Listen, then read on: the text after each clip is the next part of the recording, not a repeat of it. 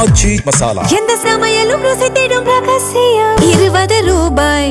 Budget கூட்டத்தொடர் அடுத்த மாதம் முதல் வாரத்தில் துவங்க இருக்கக்கூடிய சூழலில் திமுக எம்எல்ஏக்களுக்கு எதிர்க்கட்சித் தலைவர் உதயநிதி ஸ்டாலின் சில அறிவுறுத்தல்களை வழங்கியிருக்கிறார். இது பற்றி கூடுதல் விவரங்களை கேட்போம். செய்தியாளர் ரமேஷ் இணைகிறார். ரமேஷ், ஏற்கனவே திமுக எம்எல்ஏக்களோட ஒரு காணொலி வாயிலாக ஒரு ஆலோசனையை எதிர்க்கட்சித் தலைவர் உதயநிதி நடத்தி இருக்கக்கூடிய சூழலில் அதில் என்னென்ன அறிவுறுத்தல்கள்லாம் கொடுக்கப்பட்டிருக்கு? இந்த சட்டப்பேரவையில் எழுப்ப வேண்டிய கேள்விகளை தயார் செஞ்சு வைக்கணும்னு சொல்லப்பட்டிருப்பதாகவும், அதே போல் கூட்டத்தொடர் நேரலையில் ஒளிபரப்பப்படுறதுனால கூடுதல் கவனமாக செயல்படணும் அப்படின்னு அறிவுறுத்தல் வழங்கியிருப்பதாகவும் வருகிறோம். முழு விவரங்கள் என்ன?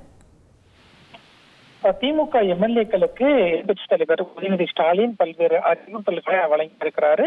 அதுல முக்கியமா தமிழ்நாடு பட்ஜெட் அறிக்கை தொடர்பா சட்டமன்ற கூட்டத்தொடர்ல திமுக எம்எல்ஏக்கள் என்னென்ன கேள்விகளை எழுப்பணும் அப்படின்னு இப்பவே கேள்விகளை தயாரித்து வச்சுக்கணும்.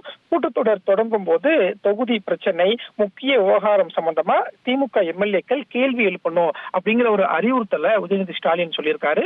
அதே மாதிரி சட்டமன்ற கூட்டத்தொடர் நேரலையில ஒளிபரப்பு செய்யப்படுறதுனால திமுக எம்எல்ஏக்கள் பேரவையில மிக கவனமாக செயல்படணும் அப்படிங்கிற அறிவுறுத்தலை திமுக தலைவர் மு க ஸ்டாலின் சொல்லியிருக்காரு.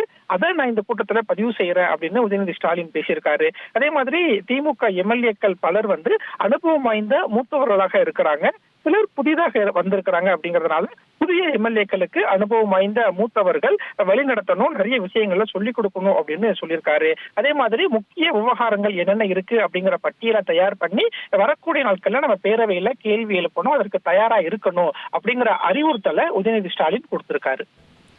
தகவல்களுக்கு நன்றி ரமேஷ். ஆச்சி மசாலா. எந்த சமையலும் ருசி தேடும் ரகசியம். 20 ரூபாய்.